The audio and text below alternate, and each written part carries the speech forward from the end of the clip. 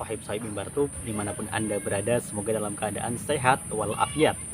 Hari ini hari Rabu, tanggal 19 Juli 2023, bertepatan dengan 1 Muharram 1445 Hijriah. Ya, kita sudah memasuki tahun baru Islam. Ya, jelas ya, tahun baru Islam ini, tahun Muharram ini erat kaitannya dengan peristiwa hijrahnya Rasulullah SAW dari Mekah ke Madinah. Ya, walaupun memang kalau kita lihat sejarah ya, hijrahnya Rasulullah itu sebenarnya tidak pas di bulan Muharram ya, tapi Rasulullah itu baru mulai berhijrah di akhir bulan Safar dan kemudian sampai ke Yasrib ya, yang kemudian diubah nama menjadi Madinah pas tanggal 12 Rabiul Awal ya, bertepatan dengan tanggal kelahirannya.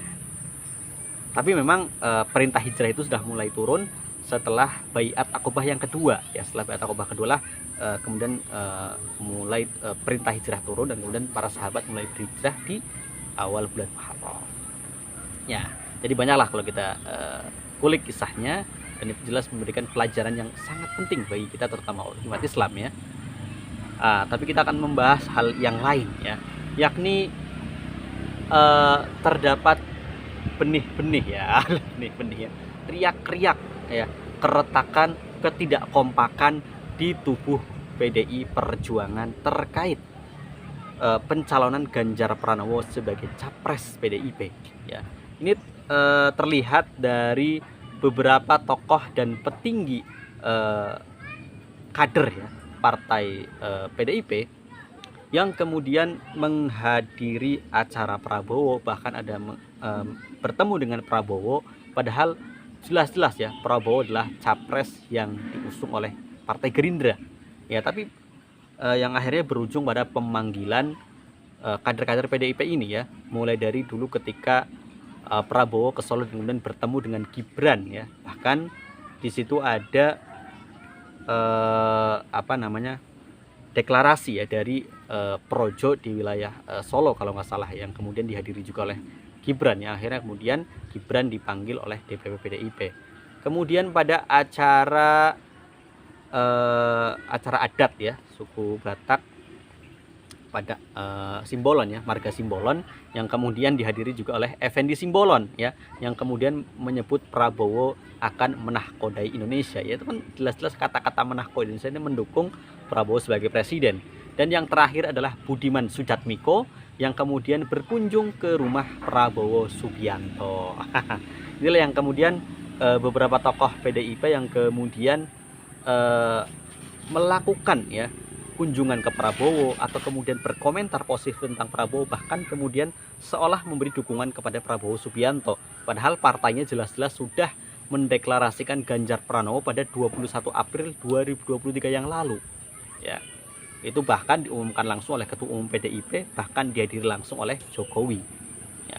Artinya partai sudah menetapkan itu, tapi kemudian seperti ada riak-riak ya, seperti ketidaksetujuan di dalam PDIP sendiri ya, tentang siapa yang akan diusung ya. Bahkan tadi ya PDIP sebagai partai besar ya, pengusungan Ganjar Pranowo pun seolah-olah ingin mengakhiri ya, agar Ganjar itu tidak di bawah kendali Presiden Jokowi ya. Karena kita tahu sebenarnya Ganjar Pranowo kan awalnya memang didukung oleh Presiden Jokowi ya, dengan kemudian menyiapkan koalisi Indonesia Bersatu yang terdiri Golkar, PAN dan juga P3 untuk kemudian ya mengusung Ganjar jika Ganjar tidak diusung oleh PDIP ya.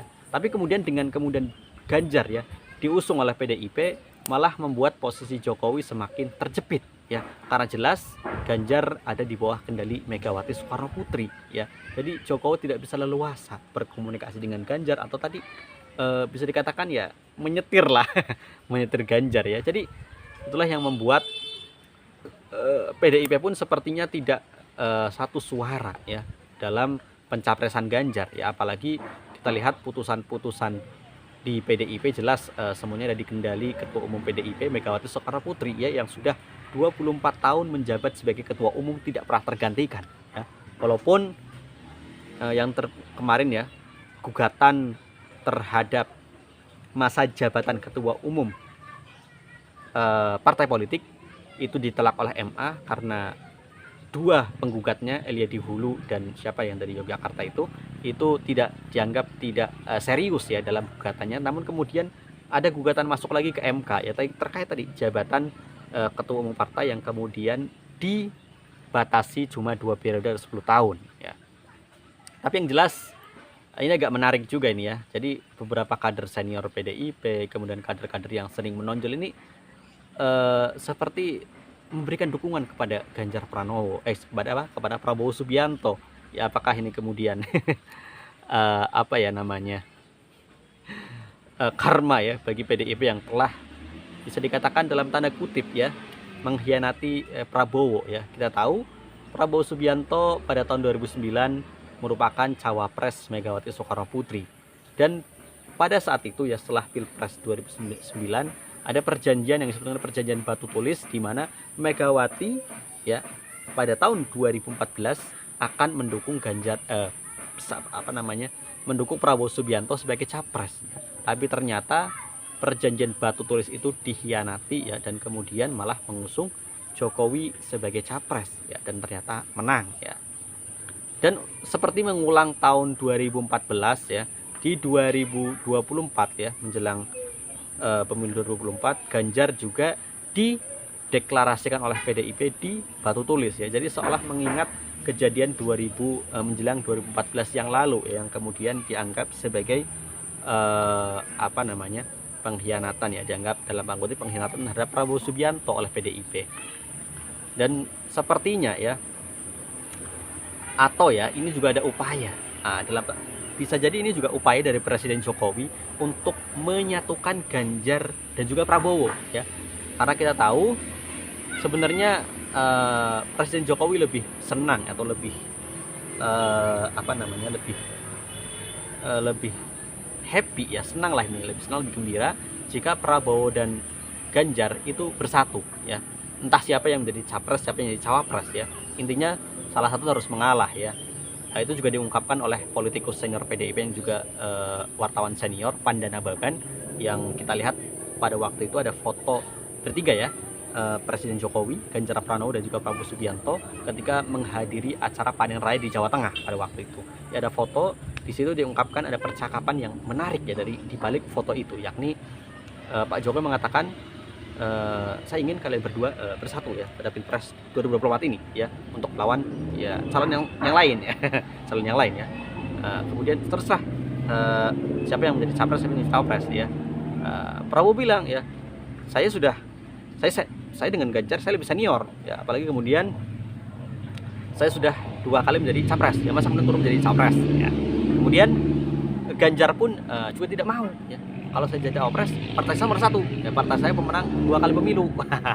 Jadi akhirnya lah pada waktu itu belum ada kesepakatan, dan sepertinya sekarang itu ya bisa dibilang tokoh-tokoh yang bertemu ya dengan Ganjar Pranowo dengan Prabowo Subianto yang merupakan kader PDIP adalah orang-orang yang bisa dikatakan orang dekatnya Jokowi ya, seperti Budiman Sujatmiko, Effendi Simbolon, termasuk Gibran Rakabuming Raka putra sulung Presiden Jokowi ya. Jadi bisa jadi pendekatan dari kader-kader PDIP ya itu untuk kemudian tadi ya menyatukan Prabowo dengan Ganjar Pranowo ya. Bisa jadi pendekatan itu untuk tadi membujuk Prabowo Subianto agar menjadi cawapres Ganjar itu bisa saja terjadi ya. Karena apa?